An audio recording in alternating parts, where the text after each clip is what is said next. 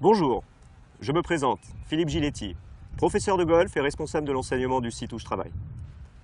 Aujourd'hui, nous allons parler du driving. Je suis sûr que beaucoup d'entre vous seront très intéressés. Qu'est-ce que le driving? C'est le terme anglo-saxon qui désigne la mise en jeu.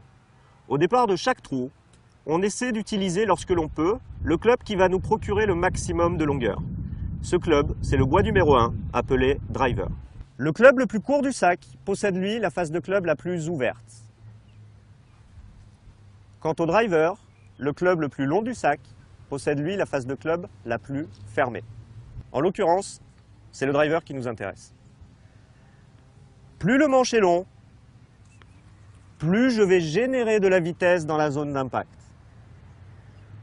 Cette vitesse me permettra d'envoyer la balle le plus loin si possible.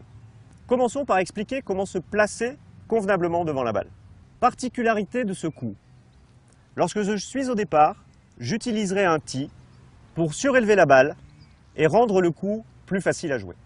Lorsque je plante mon tee sur le départ, sur l'aire de départ, je fais en sorte, en positionnant ma balle dessus, qu'au maximum, une demi-balle dépasse du sommet de la tête de club. Comment s'organiser devant la balle pour être sûr de performer? Toujours après avoir été vigilant sur la prise du grip, positionner la face de club au centre de la balle,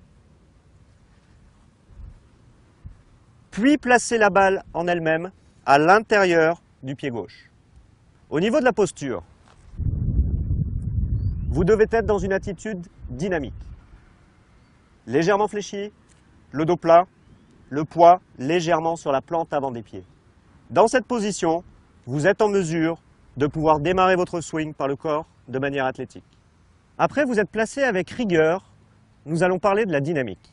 Pour frapper fort la balle, nous devons générer de la vitesse. Quels sont les moyens pour cela? Avoir une plateforme stable et solide sur laquelle je vais pouvoir enrouler mon corps.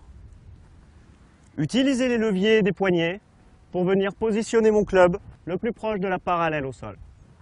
Enclencher le retour par une action de rotation totale du côté droit. Puis réaliser. Lâcher le levier des poignets de manière à augmenter la vitesse de la tête de club. Et ne pas hésiter à aller vers un finish total. Dernier conseil, afin de présenter la tête de club dans un plan adapté, avec un chemin adapté au retour proche de la zone d'impact, prenez soin de faire circuler ce club dans un plan plat autour de vous.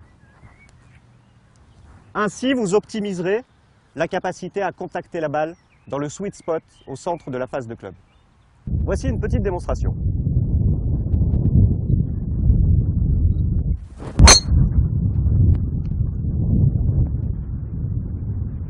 Voilà, vous en savez maintenant un peu plus sur le driving.